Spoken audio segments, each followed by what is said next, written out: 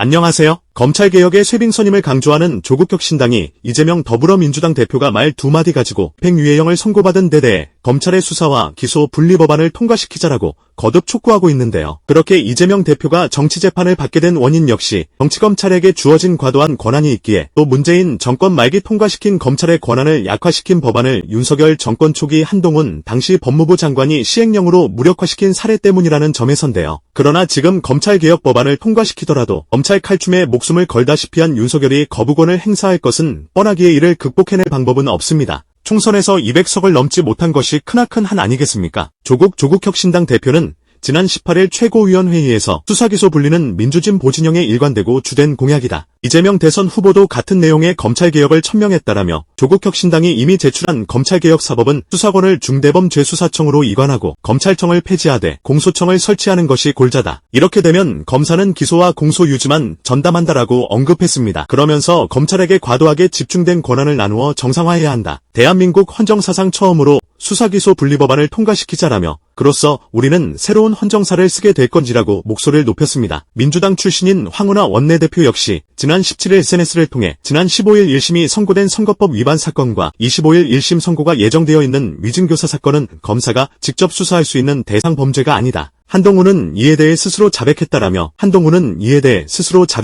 자신이 검수완박을 무력화시키고 검수완복을 했기에 이재명 대표에 대한 검찰 수사가 가능했다고 자랑질까지 했다라고 짚었습니다. 한동훈은 앞서 SNS를 통해 민주당이 그때 한 검수완박대로라면 위증교사 수사를 할 수 없었다. 마약, 깡패, 위증 수사는 온 국민을 위한 것이니 국민을 위해, 민생을 위해 꼭 필요한 시행령이었다라며, 법무부가 2022년 9월 검수완복 시행령을 만들어 위증교사 사건도 검찰이 수사할 수 있게 됐다고 한 바 있습니다. 한동훈은 그렇게 시행령 장난을 치며 그토록 마약과의 전쟁 타령하더니만 정작 지금까지 무슨 성과를 냈는지요. 이에 황운하 원내대표는 검수완박 입법은 정상적인 국회의 입법이었다. 헌재에서 국회의 입법사항으로 검사의 수사권을 폐지할 수 있음이 확인됐다라며, 정상적인 입법을 한동훈은 시행령으로 뒤집어 놓았다. 시행령 쿠데타다. 한동훈의 말대로 검수완복 시행령으로 국회의 입법을 무력화시키는 일이 없었더라면 이재명 대표의 재판은 없었을 건지라고 강조했습니다. 실제 지난 대선 직후 문재인 정권 말기 국회는 검찰청법 개정안을 통해 검사가 직접 수사할 수 있는 대상 범죄를 부패, 경제, 공직자 범죄, 선거범죄, 방위사업 범죄, 대형 참사 등 6대 범죄에서 부패 경제범죄만 남기고 나머지는 제외시킨 바 있습니다. 그런데 이 과정에서 부패범죄, 경제범죄 중 대통령령으로 정하는 중요범죄라는 검찰청법 문구가 당시 국회의장이던 박병석의 개입으로 인해 부패범죄, 경제범죄 등 대통령령으로 정하는 중요범죄로 바뀌고 말았습니다. 한동훈은 중에서 등으로 한 글자가 바뀐 문구를 이용해 시행령으로 검찰이 수사 범위를 자의적으로 해석할 수 있게 했습니다. 등 한자로 인해 코에 걸면 코걸이, 귀에 걸면 귀걸이식으로 되면서 모든 범죄를 검사의 직접 수사 대상으로 둔갑시킨 것입니다. 그러면서 우여곡절 끝에 통과시킨 법안은 사실상 아무런 쓸모도 없게 된 것입니다. 한동훈은 법무부 장관 시절 검사들과 함께 검찰청법 개정안 때문에 자신들의 권한을 침해당했다며 헌법재판소에 권한쟁 의심판을 청구했지만 패소한 바 있습니다. 하지만 그 패소 결과와는 관계없이 예전 그대로 행동하고 있는 것이죠. 이에 황운하 원내대표는 그런데도 민주당은 검찰개혁 입법 실패에 이어 위헌 위법한 시행령에 대해서조차 무기력하게 대응하면서 아무런 대책을 마련하지 않았다라며, 그 결과 검사의 직접 수사 대상이 될 수 없는 직권남용, 선거범죄 등 범죄로 검사에게 수사받고 기소당하고 유죄 판결까지 받는 어이없는 일들이 잇따라 발생하게 된 건지라고 목소리를 높였습니다. 그러면서 지난 2022년 검찰청법 개정 시에 애초 원안대로 검사의 직접 수사권을 전면 폐지했어야 했다. 최소한 여야 합의한 수준만큼이라도 제대로 입법이 됐어야 한다라며, 그러나 이도저도 아닌 어설픈 입법을 하는 바람에 한동훈의 시행령 쿠데타를 자초하고 말았다. 당시 입법 과정에 책임있는 사람들의 맹성을 촉구한다라고 했습니다. 황운하 원내대표는 또한 위헌 위법한 대통령령이 만들어졌으면 조속히 이를 바로잡아야 하지만 민주당은 또 한 번 무기력했다. 검찰청법 개정안이 제대로 입법되었더라면, 그리고 그 후에라도 위헌 위법한 시행령을 바로잡기만 했더라면 이재명 대표의 선거법 위반 사건과 위증교사 사건은 애초 존재하지 못했을 것이라며, 민주당은 이제라도 검사의 직접 수사권 전면 폐지를 골자로 하는 검찰개혁 입법을 서둘러야 한다. 또한 즉각 위헌 위법한 대통령령을 바로잡아야 한다라고 목소리를 높였습니다. 즉 검사의 선거법 위반 직접 수사는 검찰청법을 위반한 시행령으로 한 것이기에 공소기각이 마땅하다는 그런 지적입니다. 한동훈의 시행령 쿠데타를 직격한 또 검찰청법 개정안이 문제 있었다는 황운하 원내대표의 지적에 동의합니다. 그러나 모호하게 민주당 잘못이라고만 하지 말고 집권당 180석이 주어졌을 때 아무것도 하지 않았던 자들 그리고 한동훈이 시행령 가지고 장난칠 수 있도록 길을 열어준 자들을 정확하게 지목해서 규탄해야 하지 않겠습니까? 당시 민주당에 몸담으며 검찰개혁을 앞장서 외쳤던 황운하라면 그걸 너무나도 잘 알고 있지 않습니까? 대원 빼고 다 할 수 있는 180석 가지고도 검찰개혁, 언론개혁 등을 포함한 아무런 개혁과제도 손대지 않은 건 엄중히 김학연을 비롯한 당시 민주당 내 절대 주류였던 친문수박들이었습니다. 엄중히 당대표 시절 한참 누더기로 만들어진 공수처법이나 겨우 처리했을 뿐이고 만들어진 지 3년이 훌쩍 지난 공수처는 사실상 아무런 역할도 못하고 있습니다. 범죄 혐의가 있어도 아무런 견제받지 않는 판검사들 견제하랬더니 조희연 전 서울시교육감만 잡았지 않습니까? 대표직을 제대로 수행하는 것이나 시민들에게 정치적 효능감을 주는 데는 아무런 관심도 없이 차기 대권이라는 자기 욕심만 채우려 하며 경쟁자 제거에만 골몰하던 섬중이가 당대표를 맡으면서 민주당은 재앙의 늪에 빠져들고 말았죠. 당시 최고위원들 역시 엄중이에게 쓴소리조차 한 번 하지 않았던 사실상 한몸 아니었는지 그러니 엄중이가 총지휘를 맡았던 서울시장 부산시장 재보궐선거에서 전례 없는 참패 전체 41개 구에서 단 한 곳도 승리하지 못하는 결과를 낳았던 것 아닙니까? 엄중이뿐 아니라 문재인 정부 차원에서도 부동산 정책 실패로 인해 민심이 폭발 직전인 상황에서 LH 직원들의 투기 사건이 터졌음에도 사실상 아무런 대책도 없었으니 말입니다. 직후 송영길 당대표 체제가 들어섰지만 친문과는 거리가 멀었던 송영길의 경우엔 당내 입지가 너무도 약했습니다. 게다가 서울시장 부산시장 재보궐선거 대패로 인해 개혁 법안을 추진할 동력 같은 것이 크게 떨어지고 만 상황 아니었습니까? 또 대선이 다가오는 상황인 만큼 부동산 정책 실패 등으로 인한 민심을 달래는 것이 시급해진 상황이기도 했고요. 특히 송영길 대표 시절 원내대표이자 대표적 친문계인 윤호중은 국힘의 법제사법위원장 절대 내주지 않을 것 검찰개혁 법안 마무리 언론개혁 법안 연내 통과 등을 약속해놓곤 정작 원내대표 이후엔 정반대로 행동한 바 있습니다. 윤호중이는 국힘과 상임위 재협상 절대 없다 개혁엔 속도 조절 없다고 떠들어놓곤 정반대로 행동한 것이었습니다. 이런 정치 사기꾼들이 내부 주류로 있는 상황에서 과연 무엇을 할 수 있었겠습니까? 이로 인해 송영길 당시 대표는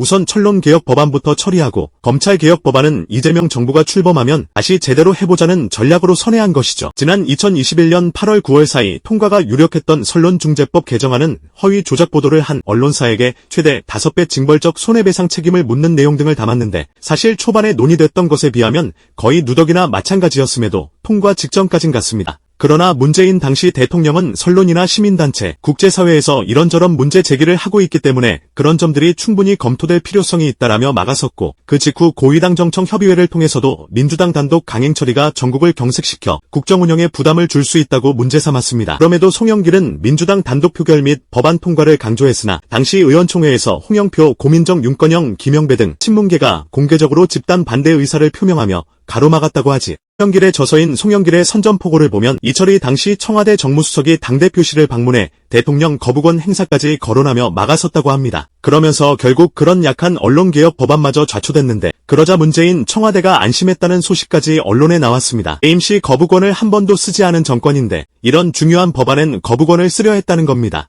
뭐든지 대대적으로 개혁할 것처럼 떠들던 문재인 정권의 대국민 사기극이 또 한 번 드러난 것이기도 했고 수구언론 혹은 언론사 지분을 갖고 있는 토건족과 끈끈이 유착한 정권이라는 의심만 키운 것이죠. 그렇게 개혁 법안들이 좌초된 후 윤석열의 근소한 승리로 대선이 끝나자 늦었지만 검찰개혁 법안 통과시키라는 외침이 민주당 지지층 사이에서 일기 시작했습니다. 특히 대선 직후 민주당의 신규 당원들이 몰려드는 전례 없는 현상이 있었는데 민주당은 할 수 있다라고 외치며 등장한 그들이 만들어낸 동력에서 비롯된 것이라 하겠습니다. 이런 강력한 외침은 검찰 만능주의로 둘러싸인 윤석열 패거리들이 검찰을 동원해 무슨 짓이든 하고 남을 거라는 그런 걱정 때문이기도 했죠. 그러자 민주당에선 등 떠밀린 듯 검찰청법 개정안을 급하게 발의하게 됩니다. 그 과정에서 보좌진의 성범죄 의혹을 두둔했다가 민주당 윤리심판원으로부터 해명 처분을 받은 뒤 탈당한 양양자가 법사위에서 법안을 가로막으면서 민영배가 민주당을 탈당하기까지 하여 법안을 겨우 처리했던 것입니다. 그러나 앞서 언급했듯 당시 국회의장이던 박병석의 회방으로 인해 부패범죄, 경제범죄 중 대통령령으로 정하는 중요범죄에서 부패범죄, 경제범죄 등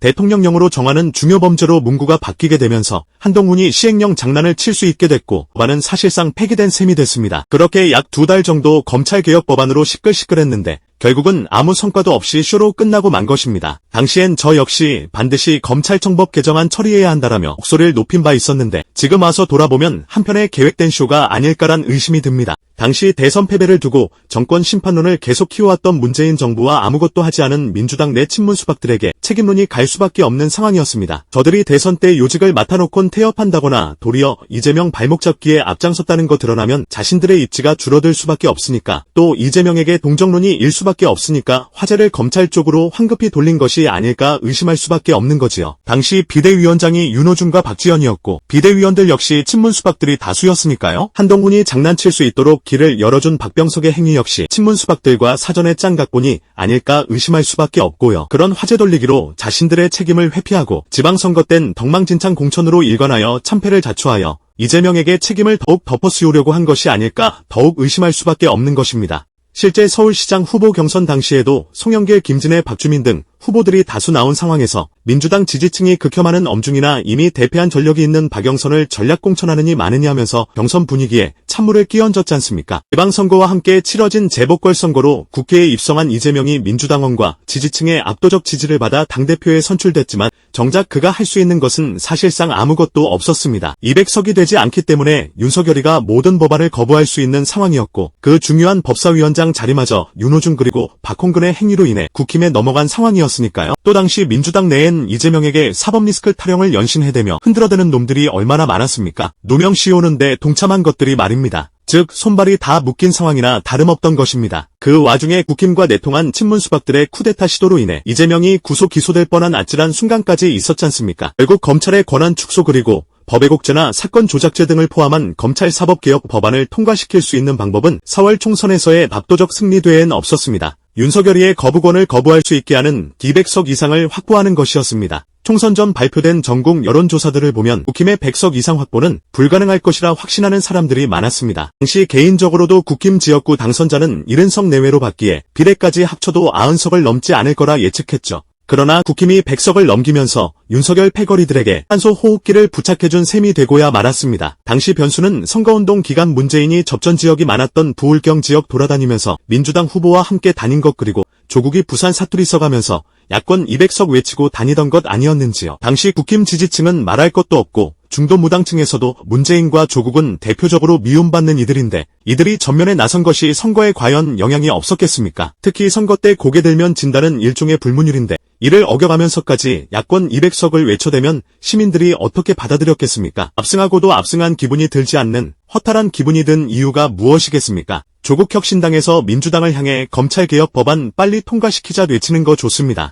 그러나 저격해야 할 대상은 현재의 이재명 민주당이 아닌 얼마든지 검찰개혁 법안을 통과시킬 수 있는 상황에서 하지 않거나 방해하여 윤석열, 김건희, 한동훈 등에게 이적행위를 일삼은 자들을 콕 집어서 해야 하지 않겠습니까? 땅이 책임을 물어야 할 대상은 엄중이와 박병석을 필두로 개혁과제마다 발목을 잡은 친문수박 정치인들이란 겁니다. 오늘도 감사합니다. 늘 건강하십시오.